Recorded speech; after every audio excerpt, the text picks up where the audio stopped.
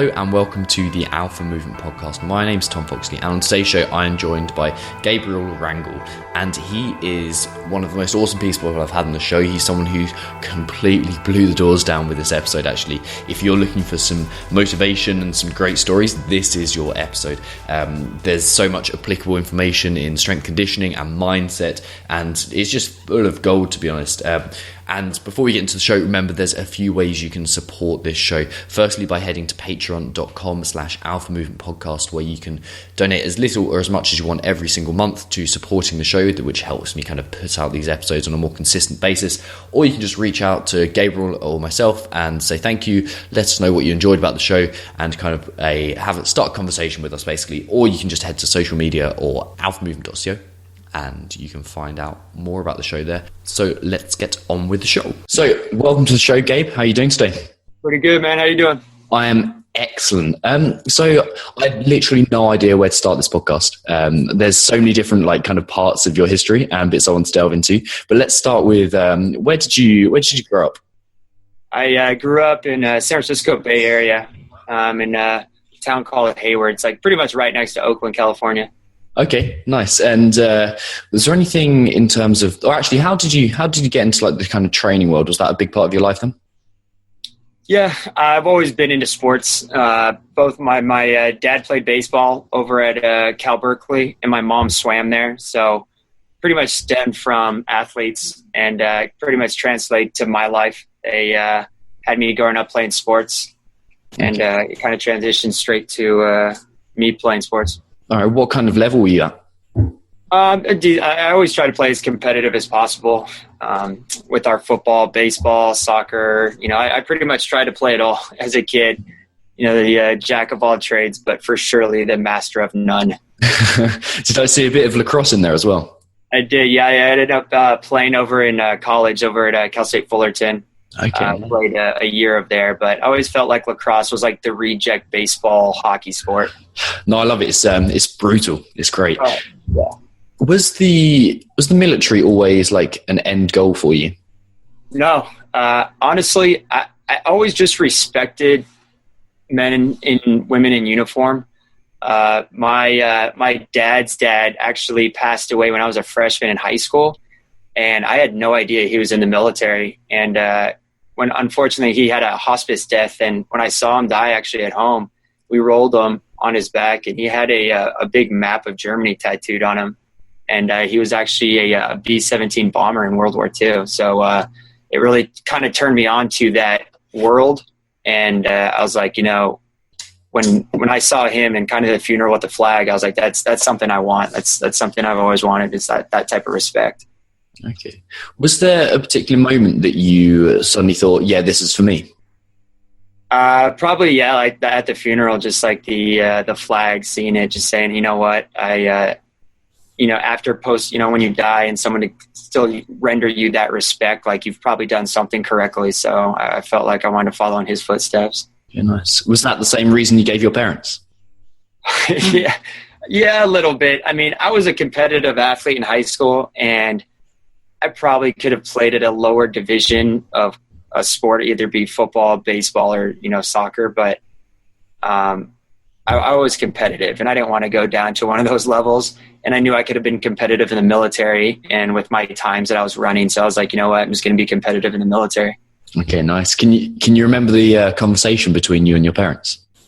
Yeah, it was an interesting one. They asked, they were like, we're not going to sign, because I was actually 17 years old.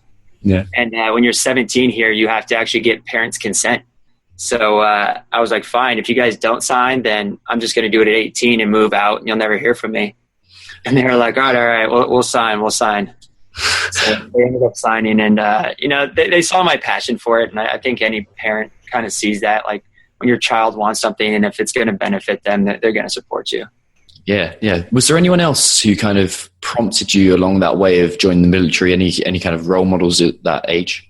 Yeah, for sure. Maybe not one that I was interactive with, but I was a huge Pat Tillman fan. Kind of a person to selflessly turn down millions of dollars to serve one's country, regardless of whether you believed or don't believe in the war. I mean, that's the biggest selfless act I could possibly think of, to turn down a $5 million contract to get paid peanuts and go over to fight a war. But it's just that kind of leadership was very impressive to me. And so Pat, also from the Bay Area here, was a huge role model. Were there any? I saw actually on your cover photo. He features on your cover photo. Is there any lessons that you particularly took from him? Definitely. If anyone's out there has read his books or any of his kind of teachings, he lived every day like it was the last. I mean, the guy would jump off the highest rock when they're on vacation. He's running triathlons in the off season. You won't find many NFL guys running 2 or 3 triathlons a month in their off season program. Just benefiting anyone. He challenged so many people in his own life and kind of just bettered anybody's life he was in. So just kind of his everyday attitude that this is the last and I'm going to live it to the fullest was kind of the same mindset that I took on to my everyday. Nice. What were the steps that led you to the military then from that point? So from there, it was funny. I literally, the day I graduated high school, I walked across the stage, went straight to the recruiter. I mean, not even like the recruiter was there to watch me walk, and I went straight to boot camp. It was pretty much walked into his office. I ran for the Marine Corps, we do a run, a sit up and a 3-mile test. And the very first time I ran it perfect. So I ran a 17 minutes, 30 seconds, 3-mile, 20 pull-ups, and then 100 sit-ups. So the recruiter was like, well, you're good.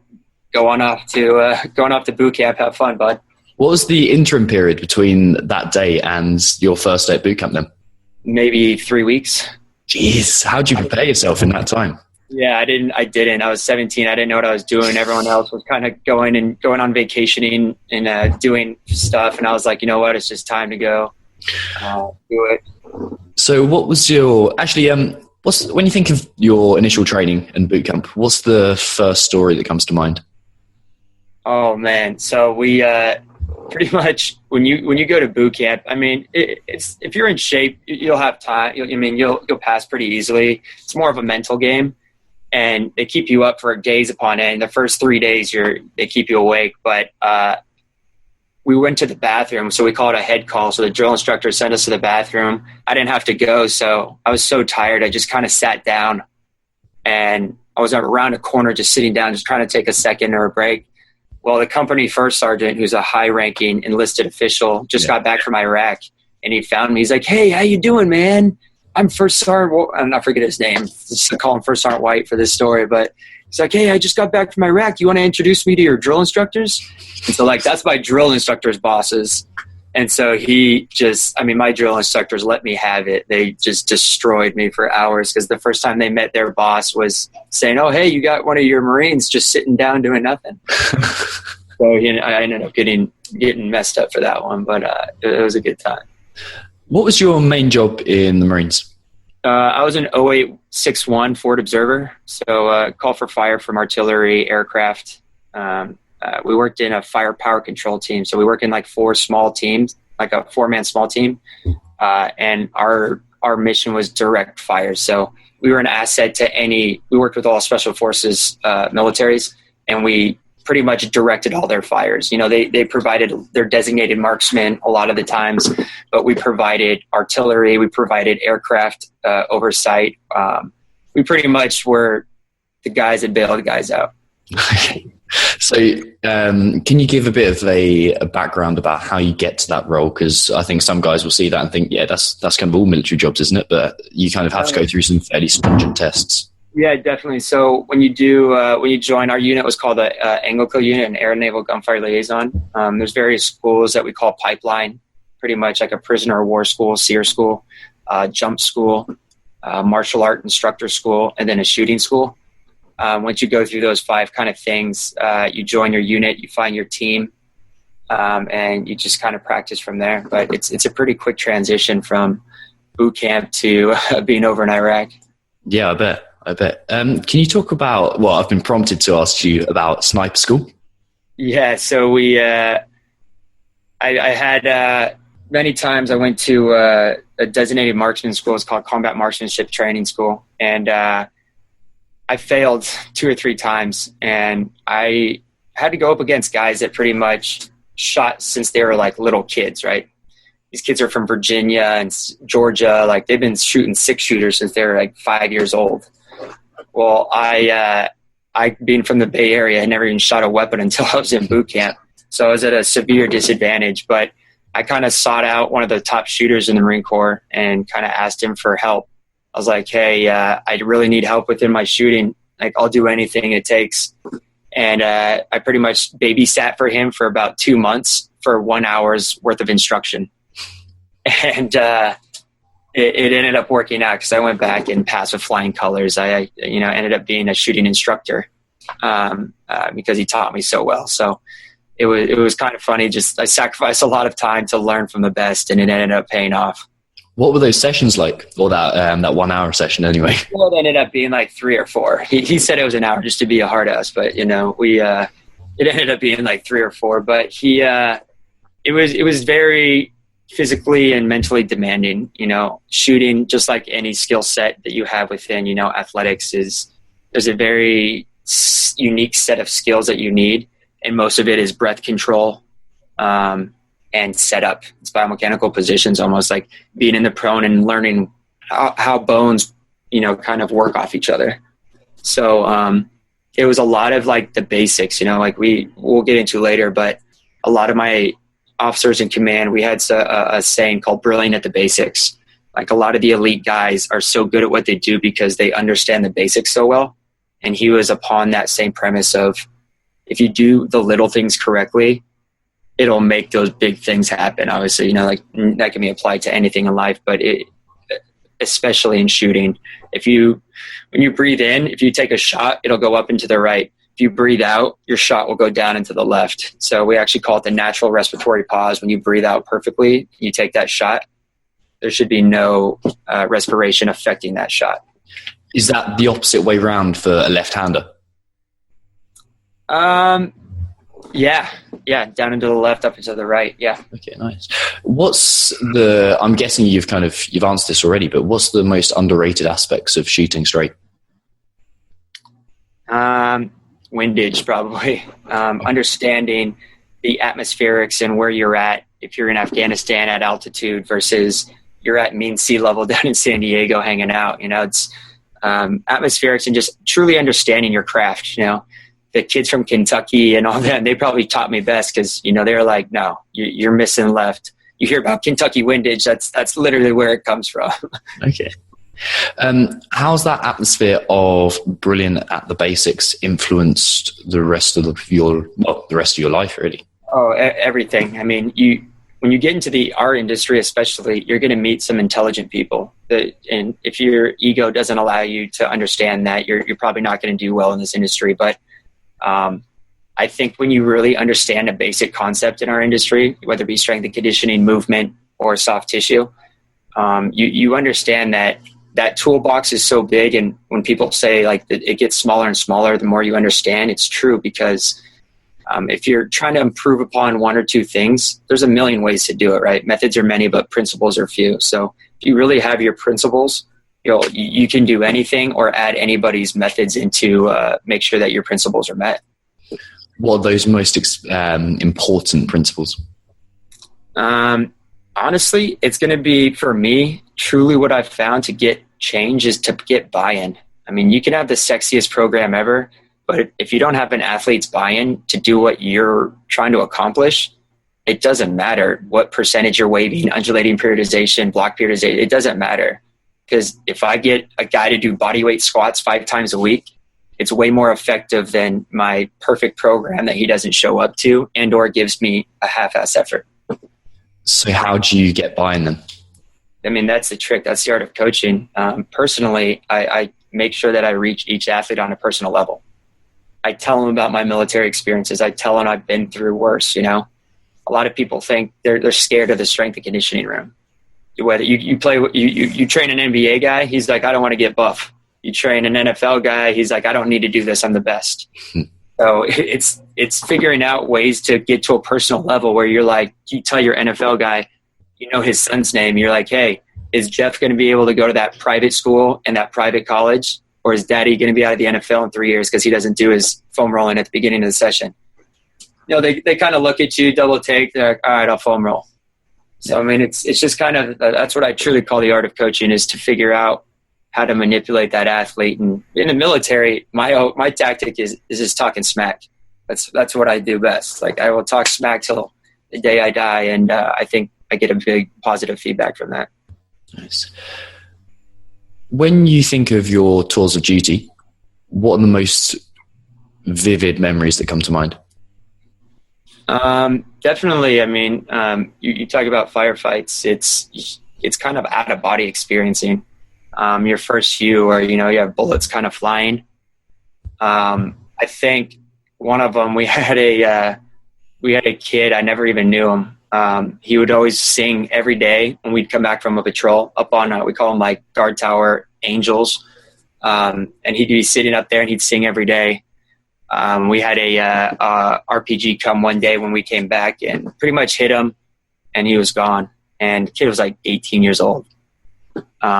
Days like that, it's hard because that's somebody's son, that's someone's, a husband, that's somebody's dad. So, I mean, there's so many of those instances, but they're truly life-changing because you truly appreciate your day-to-day back in the States, and, the abilities and opportunities that we have here that a lot of my brethren that didn't make it back don't have. So I think, there's so many experiences, so many different stories I could probably pull from that, but those definitely being some of the most. And I think another one is I'd have an officer talk to us one day in a firefight, and everybody was going haywire. There's a million different things going on.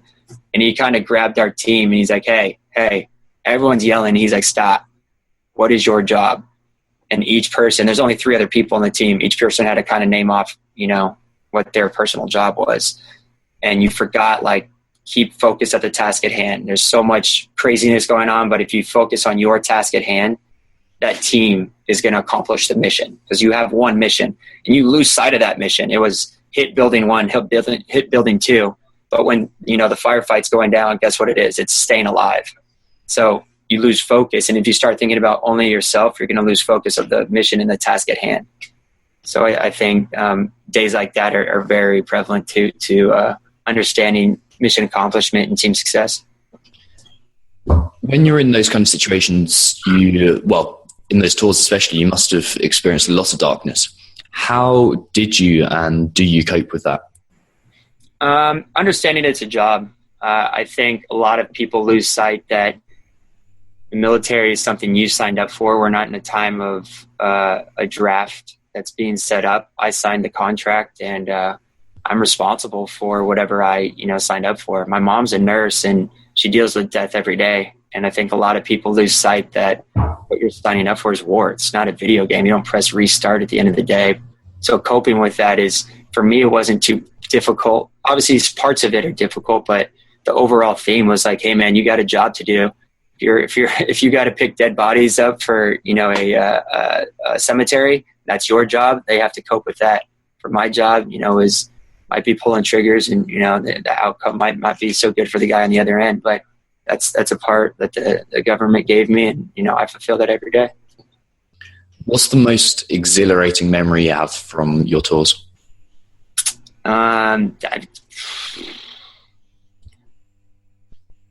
Probably,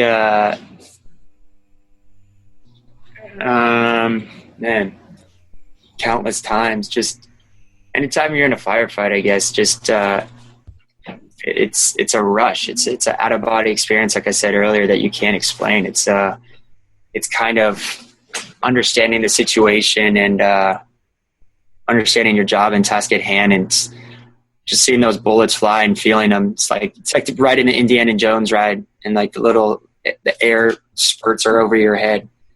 Do you miss it? Of course. I mean, I don't know if I miss things like that, but I definitely miss my brothers and that camaraderie. That camaraderie is something that honestly got me into strength and conditioning. Like when I was coaching college football, it's like that camaraderie is something that that was the only thing I could somewhat find that was similar to the experiences that I had with those Marines.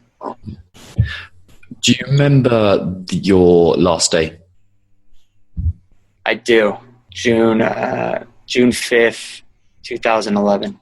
Okay. And what happened? Like, what was that like? It's funny, like it wasn't as glorious or awesome as you would think. It was just like, here's your DD-214. It's like, for a military guy, DD-214 is like your ticket for your freedom. It's like, all right, go grow your hair out, go grow your beard. I'm keeping those things true, but it was kind of underwhelming. Just like, hey, go be a normal person in life now. Are there any big mentors that you had from the military, people that you looked up to, and maybe people that you kind of made your decisions by? Definitely. Colonel Mike Grice was our officer in command and officer in charge of 1st Anglico. Okay. And he's the one that really hit home the brilliant at basics. Okay. He's the one that got that in my head. And he really said, if you want to be great within this corps, you'll do the basic things amazing, better than anybody else. And the basics for us in the military were shoot, move, and communicate for our unit. If you could shoot, move, or communicate better than anybody else, you're going to be in the top % within the corps. Okay. And how does that take you from that situation, or what are the steps from that situation to being a strength and conditioning coach? Funny story. Last deployment before I went to Afghanistan, I was actually a huge CrossFitter and I loved it. And I had my shirt off and I have a big tattoo for our unit on my back. And this guy saw me lifting and he was like, "What are you doing? Why are you CrossFitting?" And then he's like, "What are you doing?" I was like, "Oh, I'm getting ready for Afghanistan." He's like, No. You're not doing that anymore. Like, you're going to come lift with me. And that guy was Harry Selko. He was he's a big power lifter for Elite FTS, a website here. And he kind of took me under his wing, and he had the whole West Side barbell philosophy, and pretty much took me under his wing. He's like, "No, you're going to be lifting heavy, and we're going to get you strong for war." So I already had it in the back of my head that it was something I loved. He made me fall in love with it, the hard work within it. It aligned with pretty much my military mindset. So when it came to school and I had to choose something to do, it was a no-brainer that, like, movement was something that I wanted to pursue. Nice. And what were the exact steps from leaving to getting like your first big clients? Yeah. So we went from Cal State Fullerton to Tulsa University. That's where I did my first internship with the Tulsa football team under Ryan Horn, who's the head strength conditioning coach over at Wake Forest now, and Adam Davis, who's still the current head at Tulsa University. Performed my first internship there and just learned so much, because Cal State Fullerton was an amazing kinesiology school. As Dr. Galpin really led me under his wing there, one of our top physiology professors over there. But learning and seeing reps it's what makes strength and conditioning coaches, separate. It's like, who's actually under the bar, who's actually seeing these reps after reps, because that's going to make you a better strength coach. And that internship set me up for success working with football, basketball, and soccer. Okay. And let's go through a bit of name dropping. Who have you worked with over the times? Whew, man, a lot of people. Like, pretty much when I left Tulsa, I came back and opened a gym with Brian Urlacher. So I worked with himself, Randy Moss. I worked under Tom House down at USC with Tom Brady, Drew Brees, Tim Tebow. In the entertainment side of the world, worked with Puff Daddy. Currently still train Adam Levine. You name it within sport. In basketball, worked with Ty Lawson, Wilson Chandler. We, now with the technology company, I'm working with, the Blake Griffins, Chris Pauls, with Athos every day. So, your wide ride, you name it. It's been fun and been lucky and blessed to do it all. Can you talk a bit about the time when you were training Puff Daddy and Tom Brady whilst didn't have anyone to live? Is that right? Go say again. Did I hear that you were training Puff Daddy and Tom Brady when you didn't have anywhere to live? Yeah, so we opened up Athletic Gains 2011 when I left Tulsa, and I actually lived on our couch for 8.5 months in the gym. Myself and actually I'll throw his name out there too, Trip Hale. He's one of my best friends. He just left Florida as a strength coach, and we came out to do this thing because at that time in 11 there was no big Exos or any of those big name private training facilities. And the CBA for the NFL pretty much made the players go work out at private facilities in the off season. So this was one of the top private facilities initially. And we had a whole bunch of big names, the Marshawn Lynch, LaShawn McCoys out there. And Tripp and I were living in the gym for 8.5 months because we got paid $1,000 before taxes. Jeez. So we pretty much, our checks were straight to food, but I actually got taken under after those 8 months under Kyle Long. He ended up letting me move in with him because he was like, "Dude, you gotta move out of this. You can't be living in a couch anymore." So he came to my graces. But the athletes liked it. They liked that we were so passionate that we didn't care. That it's like, I know this is my field and I know I'm going to make it. So if I have to sleep on a couch for 8 months, I slept in worse in Afghanistan and Iraq, so I could do it. Yeah, I bet. How did that make you feel at the time? Not great. I mean, I was an intern at Tulsa. You're having to clean the 45s every day, be there at 4 a.m. And I was sleeping on someone's couch out there too. So it was a grind, and it made you rethink your position a lot. There's a lot of private military contract out there that I definitely was thinking about pursuing and whatnot. But I knew if I stuck with it, the people that I worked with and what I was learning and the people I was learning it from, I knew I'd have success within the field. Did you 100% know that, or did you just guess that? I think it was a little bit of both. I think it was every day guessing and hoping. But I just know that when I put my mind to something, I know I can figure it out, and I know I can accomplish it. So I knew I wasn't going to have failure if I really tried. And what was the end goal at that point? At that point, I was still obsessed with collegiate strength and conditioning. I think I still am. You run out of a tunnel and you see 100,000 people cheering for that, whatever's on your chest at that time. It's second to none. It's that camaraderie. It's that brotherhood that you can't explain to people. And that's the difference between when people always talk about the private side and the collegiate team side. That's a huge thing that you miss. And I think I still miss is being a part of a organization. And I still have that with Athos and these other organizations. But when it's that team environment and everybody's fighting for the common goal, it's pretty special and pretty unique. What's the biggest difference in the way you would train a collegiate level to a private person? Definitely. It's more time within the private sector for sure. You have 60 people and 4 coaches. Your time is spread so thin, and your coaching cues and techniques are very quick and just spurted out, versus the pro guys. I have a lot of one-on-one time where I can get super intricate. I can get, as individualized with the programs as I want because they have the time. When you're looking at a kind of a coaching cue, what makes a good coaching cue? Knowing the adaptation you're attempting to get out of it.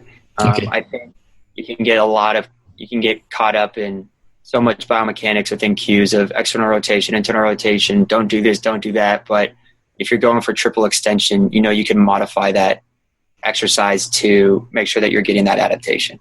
Okay. And are there any particular times where that's kind of really, really been reinforced on you? Definitely. That was a huge argument in college that I always kind of had with my own coaches is, are we going for quality or quantity? It's a huge question.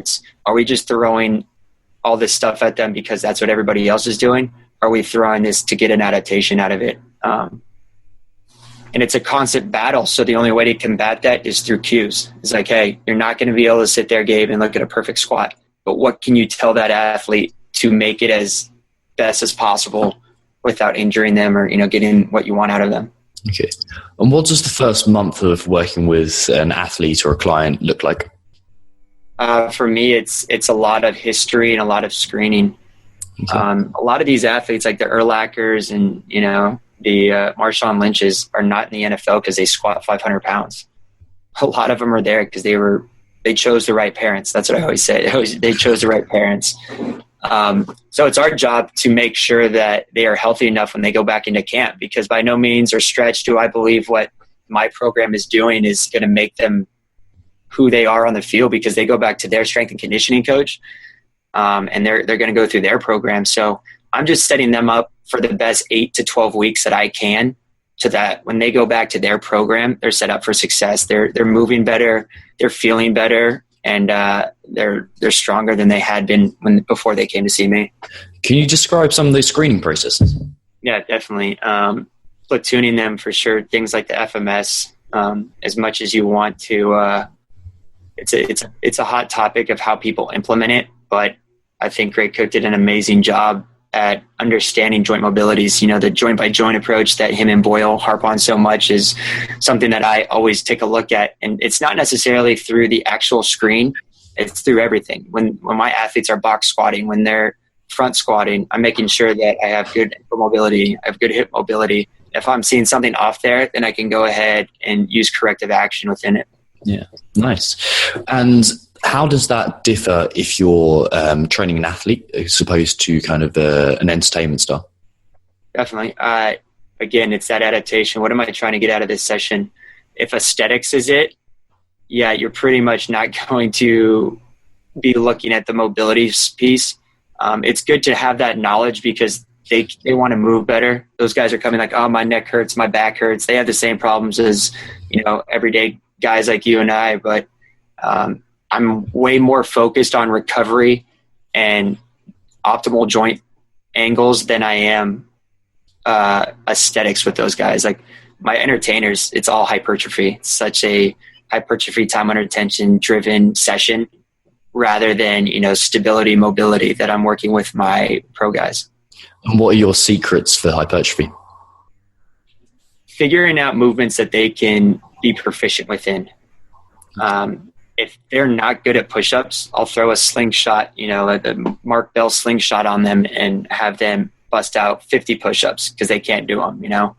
It's understanding what movements can tailor the adaptation I want. If I'm trying to get hypertrophy out of the arm, the chest, whatever movement I'm trying to get hypertrophy out of, regressing it or progressing it so that I can get what I want out of that. Okay. And are there any other tools that you use on a frequent basis other than the slingshot? Yeah, so many tools. The sled, I think the prowler is just an amazing metabolic tool that everybody should have in their arsenal. It's pretty hard to screw it up. Anytime you can use a tool and not screw up or not have to teach them, like just push that. You were just saying about about anytime you have a tool that you don't have to teach someone. Yeah. It's a tool that pretty much sets you up for success in the correct joint angles. You're always going to have success. It's pretty hard to mess up a prowler push. Okay. And how do you implement that with your own training? With the what? With your own training, how do you implement that? Oh, I think Wendler set up an amazing prowler suicide that I implement into my training all the time. It's a 5, 10, 15-yard push, and it's repeated after a minute break in between. Probably one of the biggest gut checks you'll ever have. And if you record it and you do it over time to get athletes to push each other, it's unreal. I made a leaderboard for it within my last gym. And just some of the most amazing outputs of effort I've ever seen in the gym. It's unreal when you start fueling these guys and competing against these guys. It sounds brutal. How's it work? So it's a high and low handle. So it's like the Prowler 2 that we have. So you push down 5 yards to the 5-yard marker, you run around or jump through it, and then you push back with the low handles. Then you go back to 10, come down, low handles 10, high handles 15, low handles 15. You get 1 minute rest, and then you go again. And we add those 2 times together, and that's your final score. And what weight do you use? We have 240, so 90 pounds on each side. So 180, and then I think the Prowler is like 20 pounds, so about 200 pounds. That sounds fucking horrendous. You can look. I have a couple examples of it on my Instagram. I have like Chris Long from the Patriots and James Anderson from the Saints going at it with one another. Have there been any times in your strength conditioning career where you've kind of thought, holy shit, I've got to reevaluate everything now?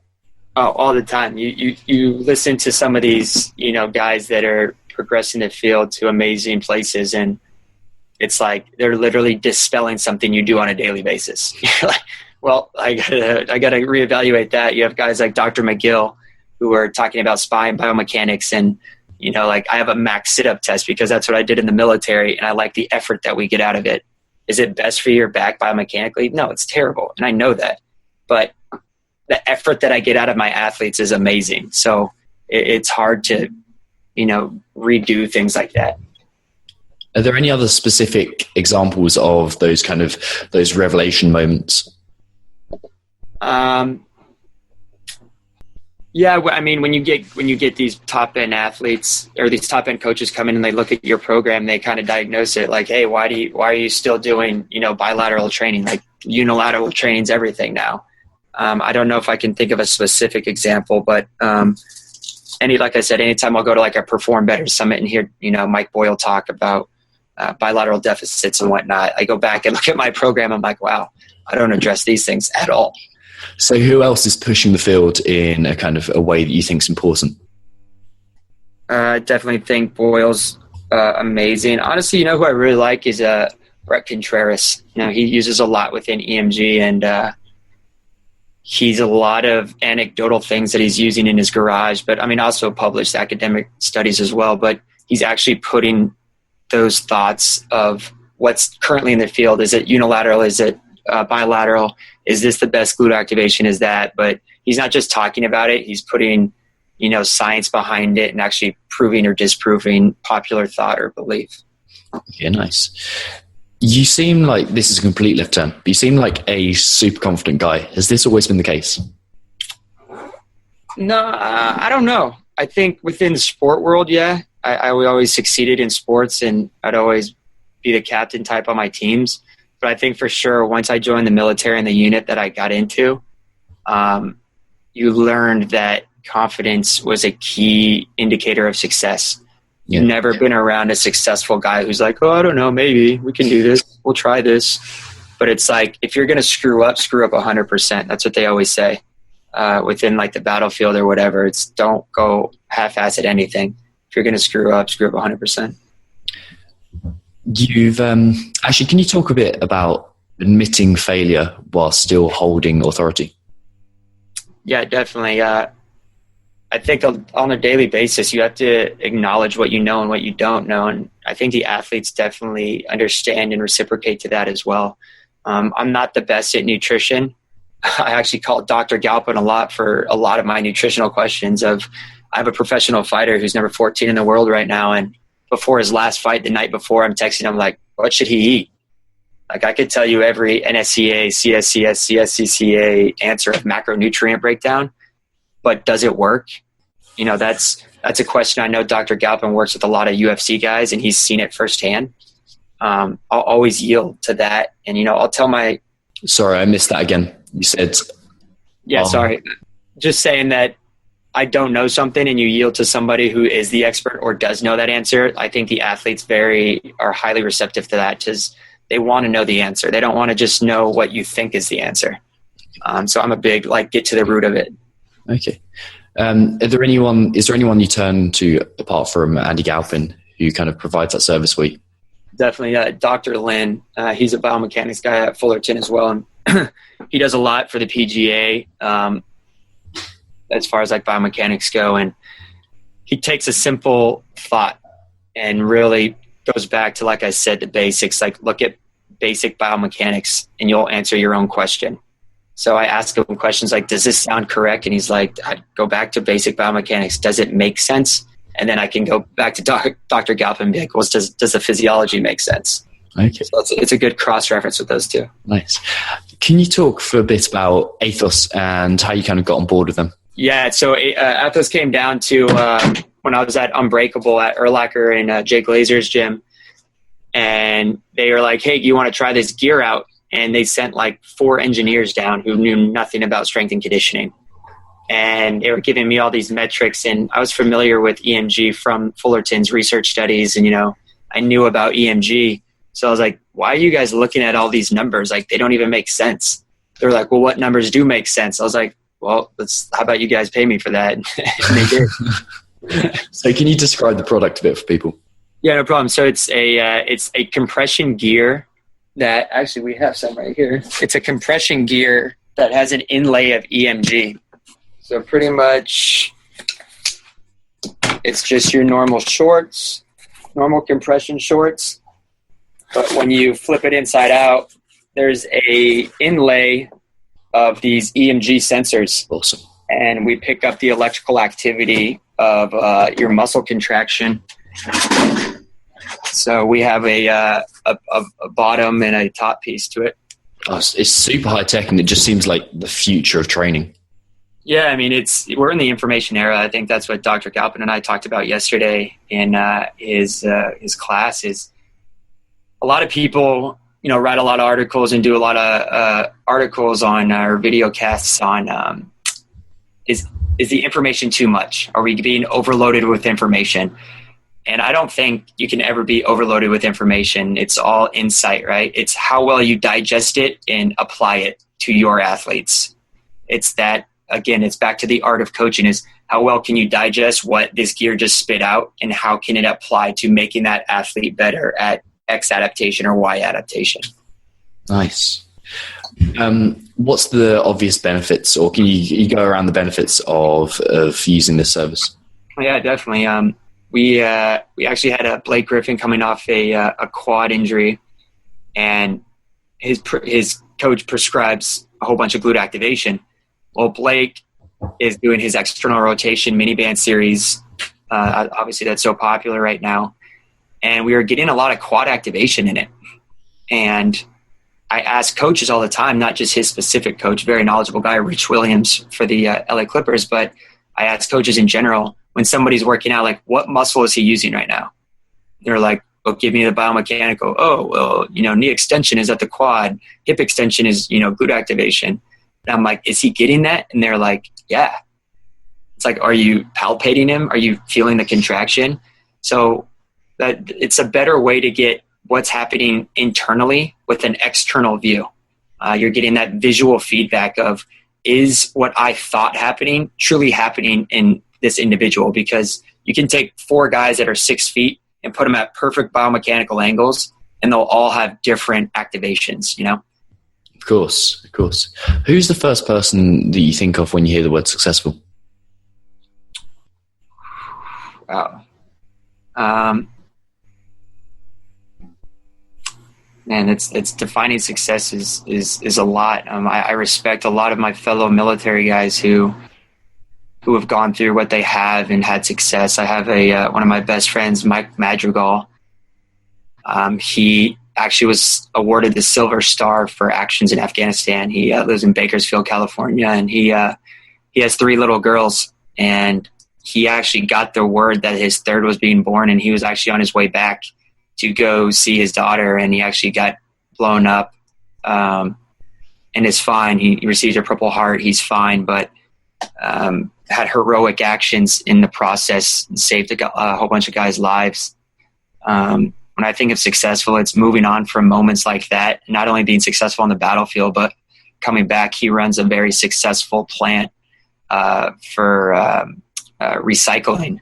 And it's something as basic as recycling that he succeeds in. And, people think he's going to be a cop or going to be a private military contractor, but anything that guy touches, it's success. He doesn't matter if he's a garbage man or if he's, the president of the United States, he's successful in any endeavors. And that's something I truly respect, is it doesn't matter what field you are in, that you can have the presence to truly change it, then you're doing well. Are there any quotes or mantras that you think of often or that you live by? Definitely. Control the controllables. Dr. Ken Ravizza is a top sports psychologist, and he was out of Fullerton as well. He works with the All Blacks. USC football in the Chicago Cubs actually is all their sports psychologists, and he calls it sports philosophy. He doesn't like the word psychology, negative connotation, but he does peak performance. He told me a good story that runs along the side of Control the Controllables, but there was 2 Buddhist monks who just graduated their monastery and are moving to a new one. And they took a vow, true Buddhist monks take a vow of silence and celibacy. And as they're making their journey to the new monastery, they come across a woman and her child who are drowning across a river. So one of the monks stops, goes over, picks up the woman, saves their lives, and puts them down on the other side of the river. And they keep walking towards the monastery. Right as they are about to enter the new monastery, the other monk that didn't touch the woman stops and he goes, I have to ask you, like, why did you break your vow of celibacy? You touched that woman. And he looks over and he goes, what are you talking about? He's like, you touched her. And he's like, but I put her down on the other side of the river. You've been carrying her the last 50 miles. So just because he was thinking about her, he was truly carrying the woman in his thoughts. And if you're controlling the controllables, he had his action, he was done with the action, and he moved on. And in this life, in this world, you're going to take success and you're going to take failures and you got to move on.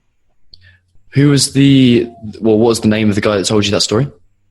Dr. Ken Ravizza, and he has a big baseball book out that I recommend everybody read.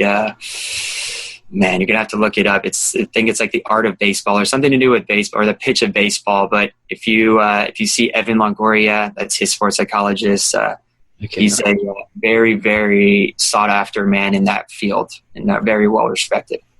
Are there any books that you've given most to other people? Man's Search for Meaning. Yes. Viktor Frankl. Yeah, Dr. Ravizza actually put that one on me too. It's another existential book, and he's a huge existentialist. He got us on that one, and then A Way of a Peaceful Warrior. Okay. That's Dan something. Is there anything that you believe that others might find controversial?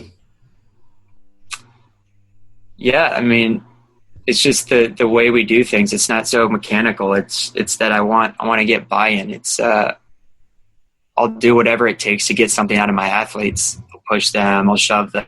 Yeah, I had video of me and Odell Beckham wrestling on the mat because one time I took him down and he didn't like that. And so now every time we're kind of training, he's trying to get back at me. So it's getting the competitive edge, and it doesn't always make sense, and it's not always the textbook answer of what strength and conditioning is, but it's more of like the art of coaching and making sure you get buy-in. Okay. Do you have any morning routines that you follow, or evening routines, or anything you do every day that kind of gets you in a good headspace? Yeah, definitely. I when I get up, I go for a walk now, and just kind of clears my head. First thing I do, get up, no shower, no teeth, no coffee, just go for a walk. And I really try to clear my mind of everything. And it doesn't matter what's going on in the world, because I love sunrise and sunset because they come. They're the constant of the day. I've seen sunrise and sunset in war, and to see it in a peacetime where everything is good and I can accomplish anything, it's pretty powerful. To see, it doesn't matter how bad or good the day is, those things are constant. They're going to happen. You're going to have sunset, you're going to have sunrise. No matter what problems you're dealing with, those are two things you can look forward to that are going to happen every day. That is a pretty awesome way to end the show. Where can people find out a bit more about you?